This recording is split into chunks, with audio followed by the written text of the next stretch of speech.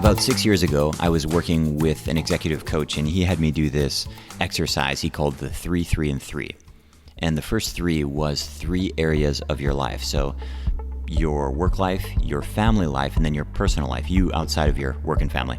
The second 3 was 3 years, so let's pick a time frame that's urgent enough to apply pressure, but short enough that it also gets you excited. You can get excited about something 3 years from now. And the last 3 was 3 pages. So put all of this down, this 3, 3, and 3 down on 3 pages or less, pen to paper. Gives you a constraint of space, so you have to be succinct. And here's what happens. It's a miserable exercise, not because the words don't flow. They do. For me and for everyone I know who has done this exercise, the words flow, the ideas come fast and furious. The reason it's a challenging exercise is because very quickly, if you're anything like me, you are underwhelmed by your lack of vision, by your lack of focus and clarity about what you would like to have in those 3 areas in the next 3 years. And it becomes a very sobering experience where you realize, wow, mostly, on most days, I get up and react. On most days, I do what other people ask of me. On most days, I'm pushed around by societal norms and emails and inboxes and ping notifications. And most days, I really don't have a clear focus. My guest today on this week's podcast is not that executive coach, but he is a high-performance psychologist who does similar work, and it made me remember this exercise that I've done, and a lot of our conversation touches on many of the same issues. If you're new here, it's the Lucas Rockwood Show. I am a yoga teacher, a trainer, a serial entrepreneur. I'm the father of 3 kids, but first and foremost, I'm a student. I like to learn things, so I go out into the world and find psychologists, I find medical doctors and yoga teachers, meditation instructors. I try to bring their best work to you here on the show so that hopefully we can all live more fulfilled lives. Let's see how it works. If you'd like to support me, all you have to do is share the show on social media. And when you do, tag me. It's at Lucas Rockwood. And my second ask of you is if you're listening on your phone, scroll down and leave a rating and review in whatever app you're listening on. It just helps people to find the show. Thanks so much for listening. Enjoy.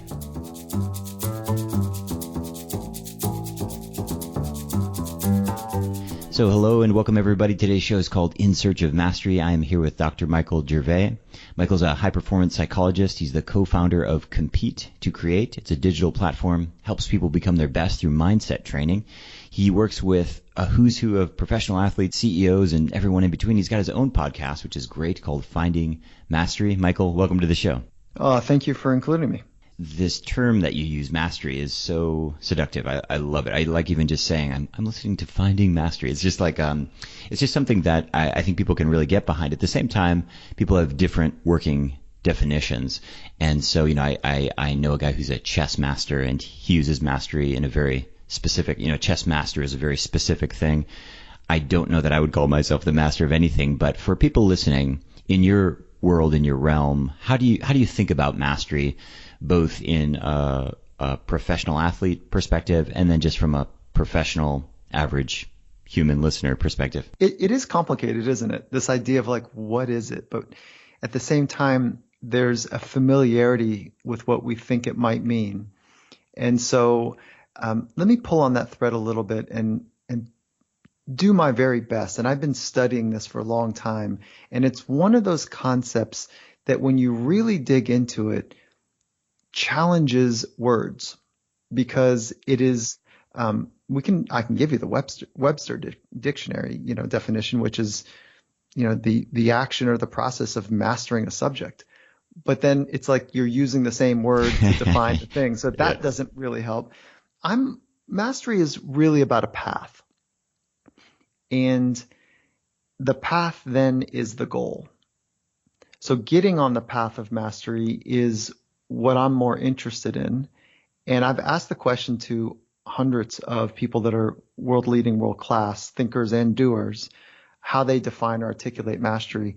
And it keeps coming back to, and I'm talking about like the co-founder of Netflix and the CEO of AT&T and the CEO of Microsoft and world-class Olympians and professional athletes.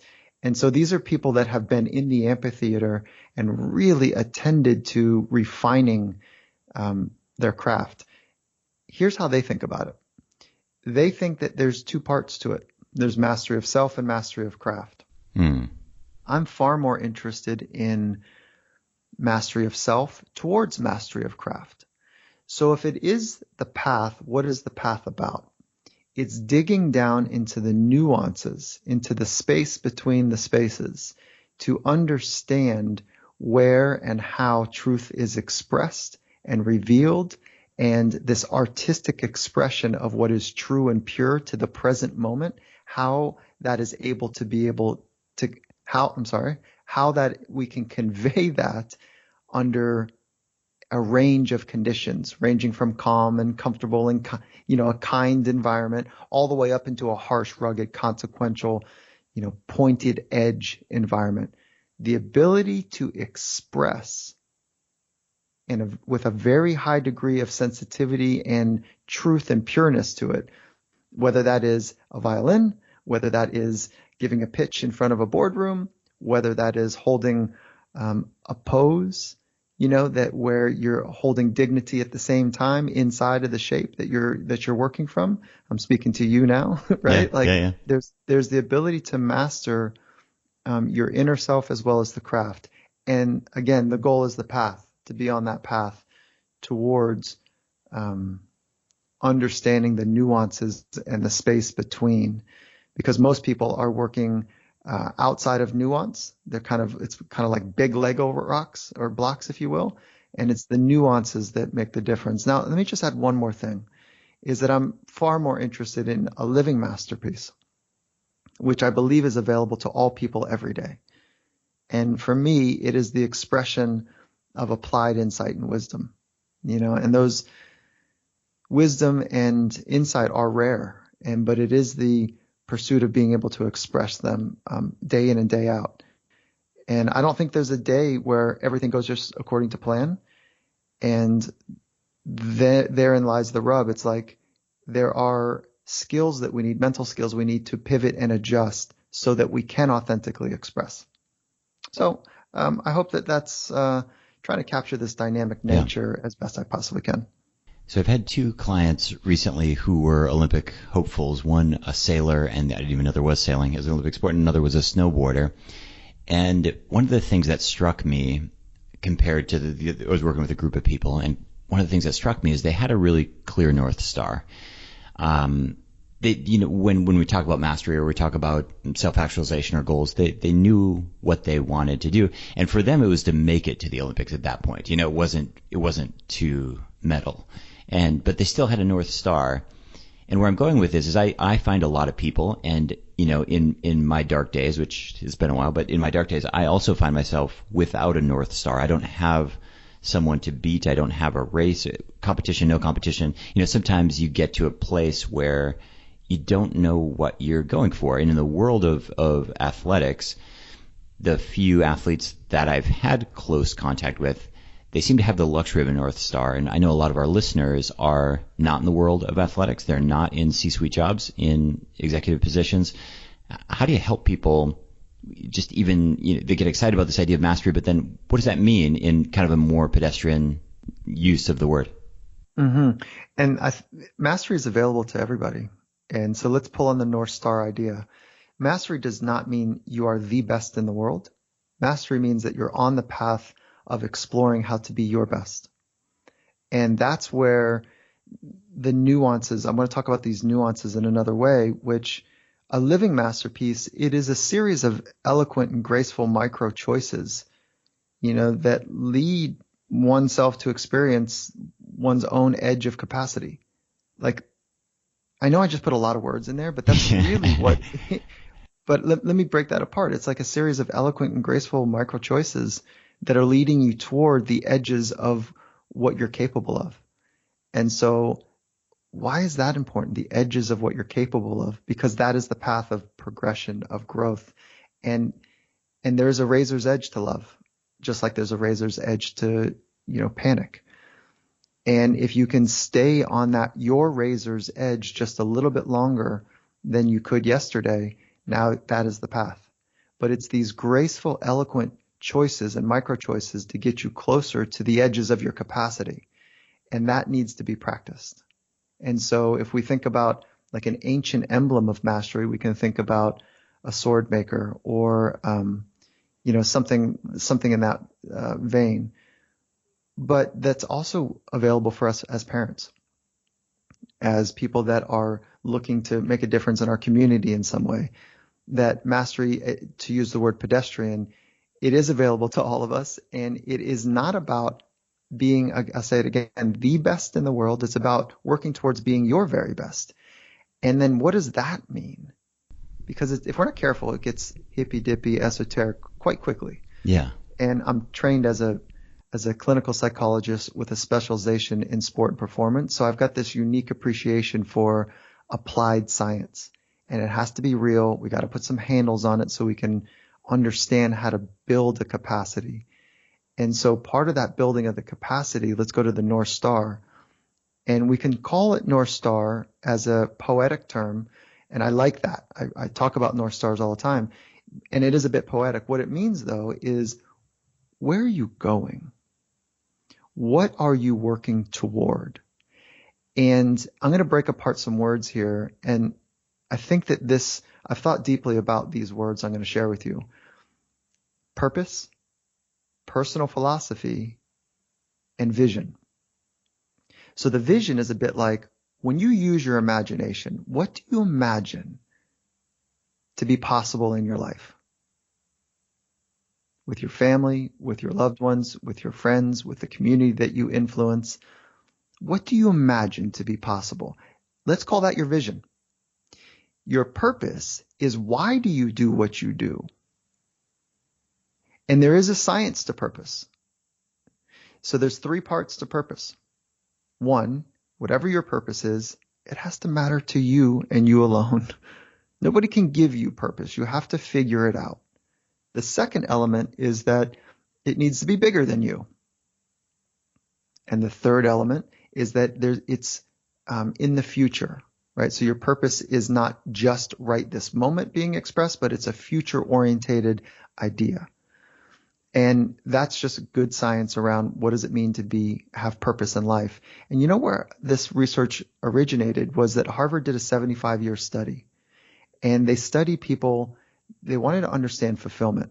So at the end of somebody's life, 75 years later, towards the end stages of their life, they asked a basic question, are you fulfilled or not? And then those that were fulfilled, they double-clicked and asked many more questions. One of the key findings for those that reported to have a fulfilled life is that they grokked and wrestled and struggled with the deep questions of life. So knowing your purpose is a deep question in life. What the hell are you doing here? What do you do? And what happens after you die?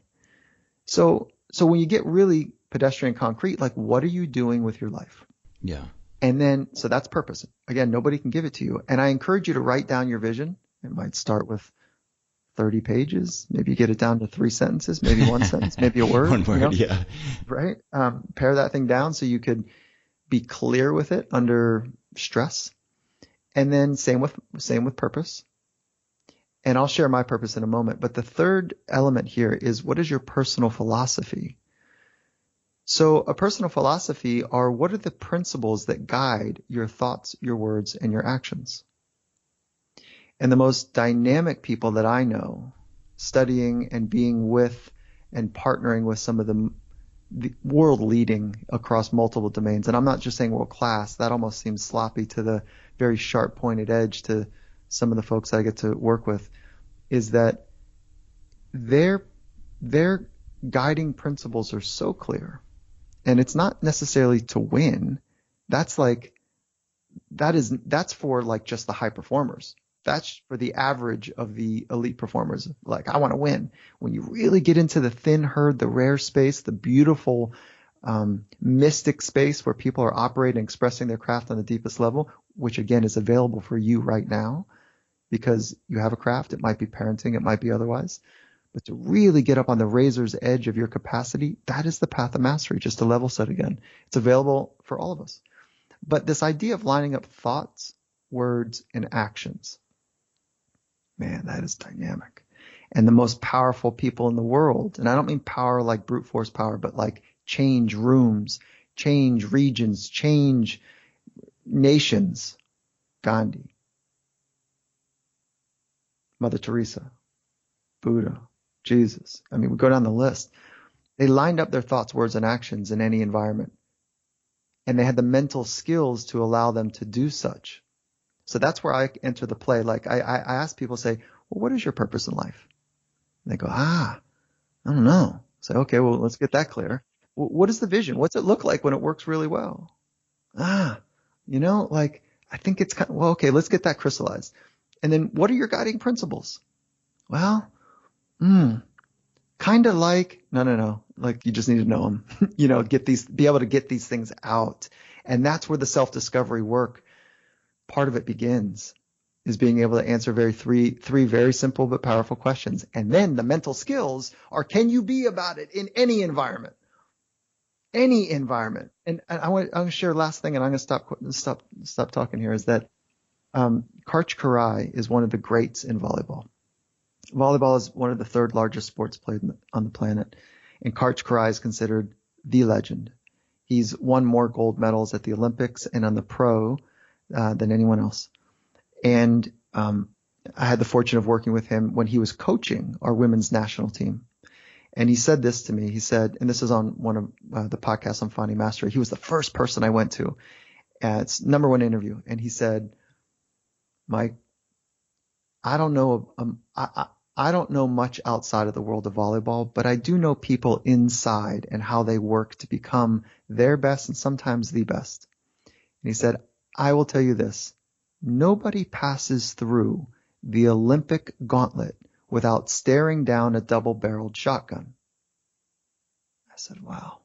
Okay. He says, so can you help me with that? I said, for sure. That's what this is about. And I will say this to you now, outside of sport, is that nobody gets through life without trauma. It could be trauma with a small t, with a big T. But there are micro traumas that happen on a regular basis, and there are some very large traumas that people go through. Nobody's coming through this world without trauma. So either we're on the path of healing or we're on the path of preparing. And it's not just preparing for trauma, but it's preparing to be able to deal with suffering and difficult, emotionally charged events that take place. The more we invest in our inner life to develop the awareness of our inner life, our thoughts and our emotions, as well as having the psychological skills to be refined, like confidence and calm and deep focus. Those are psychological skills. You practice those. And to be optimistic and have a center of control, like those are fundamental skills that we teach world-class thinkers and doers. So we have to practice them. Okay, so I think people understand the concept of purpose. I think, like you mentioned, many of us would stutter at trying to come up with a coherent response to that and vision the same. But principles, say more about that. Unpack what that is. Principles, to me, hints at values, hints at spirituality, hints at religion. And I kind of wonder if that's why so many people just kind of throw God at the wall. And I don't mean that to be derogatory in any way, but just so often you see people at the award ceremony taking the mic or whatever, and they just thank God. And it always kind of throws me. And I kind of wonder if it maybe they just can't really explain it, or if they're articulating themselves in a very general way, or if they're just living in a different world than me. I'm not sure where that very general term means all to them. But I might be also digging too deep here with principles, personal principles. Is that kind of the direction that things go? Yeah, so principles, you could call it values as well. And so, and certainly all 11 world religions have a value proposition. They have a set of principles to guide their thoughts and their actions. So that is a place to go for inspiration, for clarity. And then there's also the opportunity to listen or be informed by one or many of those set of principles and say, well, what are the ones that are true for me? Based on the one religion I ascribe to, or if you're not connected to a religion, maybe there's a spiritual practice. But there's certainly in the scientific field, there's an assessment that you could go take. It's free. It's called Values in Action. And it will help you identify some values that are important to you. So it would be inspired by humans that have done amazing things that you're inspired by. What are their values and what are their principles that they work from? Or maybe it is, like I said, a religion or a spiritual practice. But the point is, you have to swallow it. Like until you swallow and ingest and really become animated with those. This is why we know the principle for Dr. Martin Luther King Jr. We know what his principle was: equality for all. And there was a way that he was going to go about it, because he walked into every room. He went to bed thinking about it. He woke up thinking about it. He talked about it in every room he was in. It was very clear. And so if I were to ask you what your guiding philosophy is, your guiding principles are, would you be able to say it's A, B, and C, or it's A, or whatever it is? I don't think I could. You know, the only thing I come back to is, like, in my company, you know, we labored over like core values for a long time, and one of our core values was mastery, actually. And even saying that, I feel like a walking cliche. You know, corporate core values are like the most boring thing ever. But we came up with these core values, which I think everybody really gets behind, and simplicity and speed and mastery, and we've got them on the wall, and they work. I don't think those would really. They definitely track with my personal philosophy, but here's where I get stuck. I'll give you the short answer is no. I can't give you an answer, but here's where I get stuck is all of them sound good. You know, like fairness, yes. Respect, yes. Truth, yes. Wisdom, yes. I even have a hard time having any kind of hierarchy, and I feel grossly inadequate in all of those realms. They all seem like they're looming equally far in the distance. Pick your principle, whether it's truth or respect or whatever. They all seem wonderful and elusive at the same time. So I have a hard time, you know, grabbing onto one firmly and putting it in my back pocket. Yeah, that's awesome, because there's an intellectual exercise to say, of all the words that matter, what are the ones that I want to hang my hat on? You know, what are those kind of big anchors that I'm going to lock into? And so I think that's a big one, is just kind of do that intellectual work and discern. And then you don't have to get that tattooed to your neck. You know, like you can say, right, okay, guiding principles for this year, they're going to be, this is it. And then you figure out a way to practice. See, this is what we do I think many people miss that aren't in the arts or sport, is that there is a deep commitment to front-loading very specific skills that you want to get better at, and there's a plan and process in place. Well, what we do in the general world, we say, you know, kindness is really important. Well, okay, well then how are you going to practice it today, this week, and then how do you chart how many sets and reps and the quality of your sets and reps, you know, to work against being better at it? You just got to write that down. Pick one a month. How about it? And let me be more concrete, get out of the esoteric, is that my personal philosophy is this: every day is an opportunity to create a living masterpiece. So every word in there is important to me. Every day, that means like all of my life, right? And it's always available. Create, that's a very important word for me. I think we are co-creating our life together. And opportunity is about optimism and hope and a future that's bright. So every day is an opportunity to create a living, so that's the animation of the inner spirit, living, alive masterpiece, which is like getting into the nuances to understand something so deeply that I can artistically express it. Those are my guiding principles. But now I've said it in a way that is, I've swallowed it, you know, and then so you just make it more personal to you, because you will be tested. And this is what we get tested against, not necessarily our skill, but how we hold up against having high skill or low skill. And then my purpose, just to get us out of the esoteric one more time, is to help people across the planet live in the present moment more often. And the reason that's important to me is because the present moment, that's where high performance is expressed, but it's where wisdom is revealed, and it's where all things that are true, beautiful, and amazing are experienced. So to live in the present moment more often, we have to train our minds. And so having some North Stars, the ones we just talked about, purpose, vision, personal philosophy, those help to guide us. And then the mental skills help us be about it when it's hard. What do people do when they don't have a hero? Just in the same way that people don't have principles and values, and by people I mean me. What do they do when they don't have hero. And what I mean is, when I was a kid growing up, I grew up in the 80s and 90s, most of my buddies had posters on the wall, and it was often sports figures. It was Michael Jordan or Michael Jackson, scary thought, back in the day, and these kinds of things. But I find that with the crumbling of formalized religion, there's also been a crumbling of sort of hero culture. And heroes, of course, are also fatally flawed. And I think a big part of that crumbling is the fact that suddenly we can learn everything about our heroes. And in the old days, they could just be held up on a pedestal as a symbol rather than a three-dimensional flawed human. But how do you think about this idea of having a hero or having someone to emulate, whether it's in an athletic sphere or in a business realm? I shudder at the idea of heroes. I think that it is, I don't like it.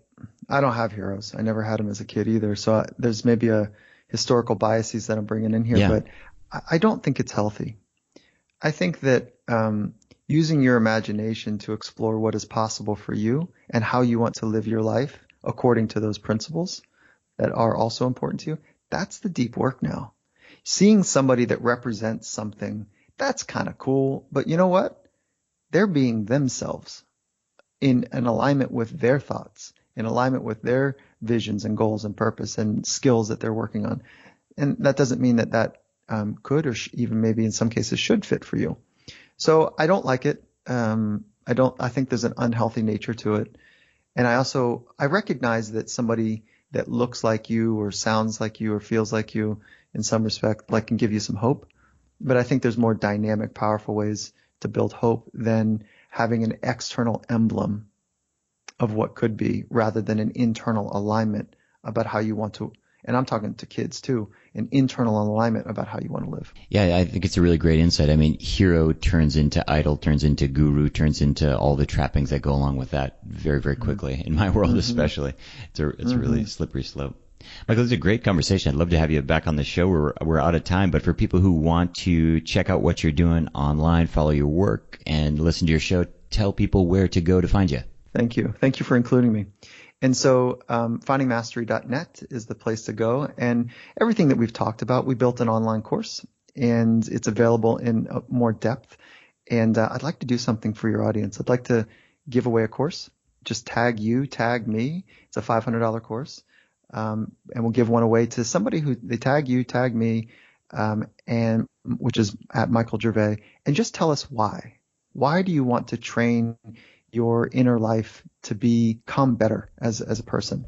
And then you can pick and give it away to anyone that you choose. And it's my life purpose, and I love doing this. I've had one major back incident in my life, and it was back in 2006, 2007, right after I opened my first yoga studio. And like a lot of back pain problems, it was both mental and physical. The physical side of things, I was doing the exact same yoga routine I'd been doing for over a year, which was, admittedly intense. But the mental and emotional stress that I was going through at the time were through the roof. I was working 17-hour days. I was getting up at 4 a.m. to go practice yoga. And I couldn't tell you exactly how my back went out, but I can tell you what it felt like. I couldn't get out of bed, couldn't really turn my head. It was my lower back, and yet it seemed to radiate up and down. I waddled myself into the emergency room. It was that kind of situation. I don't know what I was expecting. They did some x-rays, and of course, they can't really see tissues very well with x-rays, and doctor sent me home and said it'd be better in 5 days. Well, it took a lot more than 5 days. It took many, many months of very careful practice and exploration and healing, and it was so debilitating. And as a yoga teacher, a yoga teacher with a bad back pain, I always joke, is an unemployed yoga teacher. So it's something that I really paid a lot of attention to, and I started interviewing people, and as many of you know, I've interviewed just about every back expert I can coerce to get onto this podcast, and I've learned quite a lot of things over the years. And my simplest explanation of how to heal or deal with any back pain problem, or any joint problem for that matter, is strength, flexibility, and balance. Strength of the muscles surrounding the joint, balance in terms of sides, so right and left side balance, or front and back side of body balance when it comes to your spine. And then flexibility, so that you have the mobility to bend over and bend backwards, so strength, flexibility, and balance. And then there's one more element which I discovered during this particular episode, which is traction. And traction is a concept of creating more space between the vertebrae of your spine. You can do this simply by lying flat on your back, which is why lots of people with back pain like to lie down flat on the floor or flat on a hard bed. You can do this by hanging upside down from an inversion table or gravity boots, or you can do this hanging from a yoga trapeze. I was living in Thailand at the time, and there were some people on the island who had these sort of clumsy yoga swing things, and I started hanging upside down, and it really made a huge difference. I had kind of a gazebo thing in my backyard, and I hung the early version of a yoga trapeze there, and I hung upside down, and it made a big difference. And I quickly learned that I could also practice strengthening, flexibility, and balancing practices on the trapeze as well. And I realized, wow, this is a really great self-care tool for back pain. If you'd like to learn more about the yoga trapeze, go to yogatrapeze.com. We've been manufacturing these professionally, I guess, since 2009. And today we have a couple 100,000 students all around the world who are using them. We have a couple thousand teachers teaching, and it's been a really, really exciting journey. So if you have back pain, or if someone you know has back pain, I'd encourage you to check it out, yogatrapeze.com. This week's nutritional tip is in response to a question from Carly with a K on Instagram. Carly says, Lucas, just moved into a new house and I inherited, a new apartment, and I inherited a whole bunch of spices.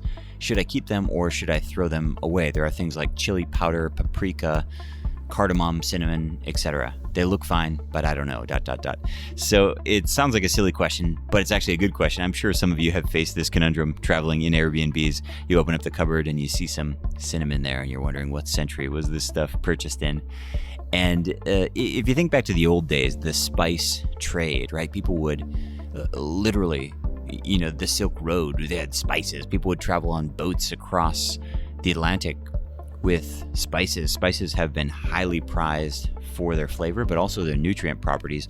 But they do have a shelf life, and it's a lot shorter than most people realize. Probably all of you listening, if you went to your spice cupboard, you have some weird stuff there that's been around since 20 years, and I'd encourage you to throw it away. All these things can grow molds, all of these things, because you often hover your spices over a stove or a boiling pot.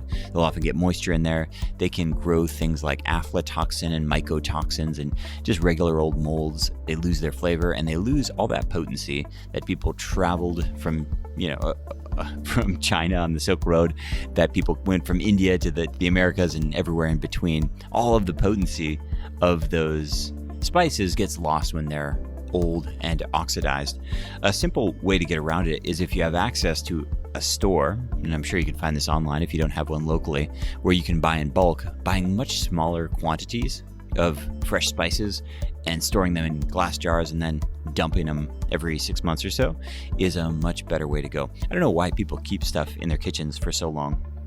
Almost everybody's kitchen has some weird noodles that were purchased, 12 years ago, some thing of black pepper that was clearly from decades ago. Throw that stuff away.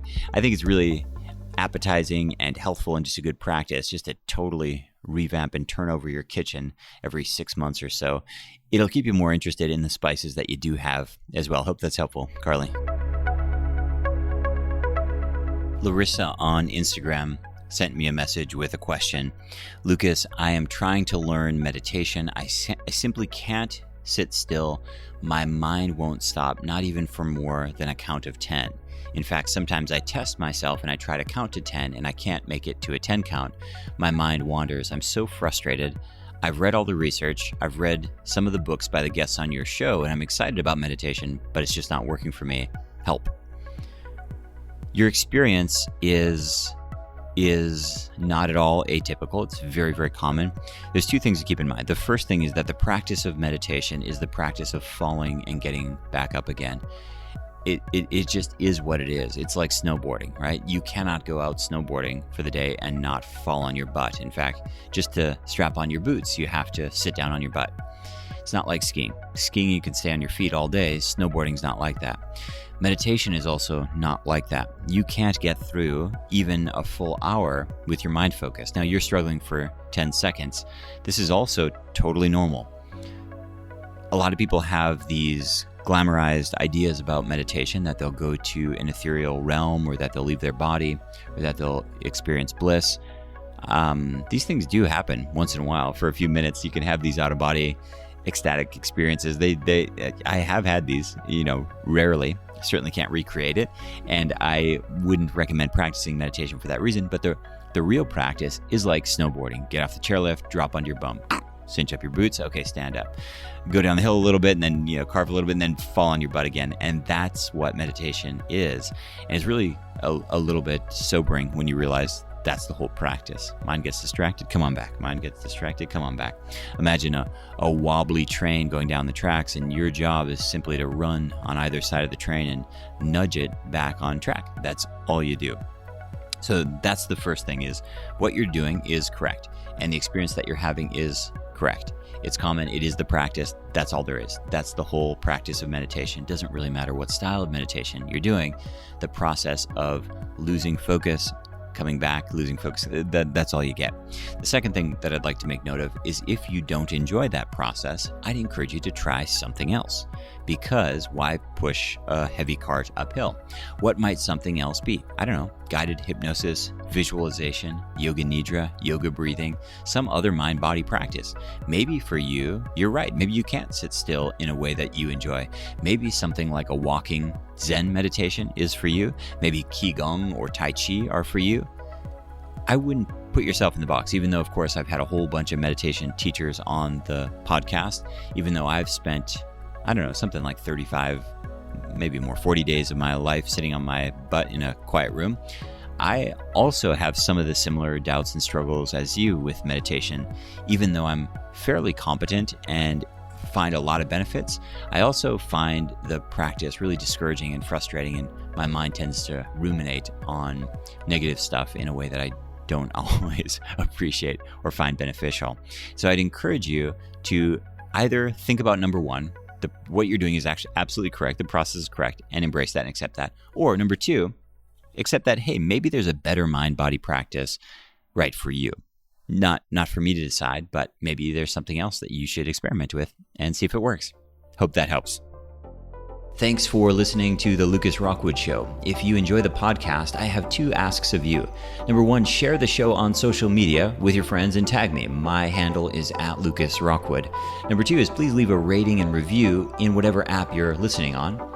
And last but not least, before you go, if you'd like to be on my mailing list, every week I send out information about the podcast, behind the scenes stuff, announcements of online classes and special events. I email about once a week. You can do that at yogabody.com/sign me up. And right now we have a free breathing worksheet on that page as well. It's yogabody.com/sign me up. Thanks so much for listening, and we'll see you next week.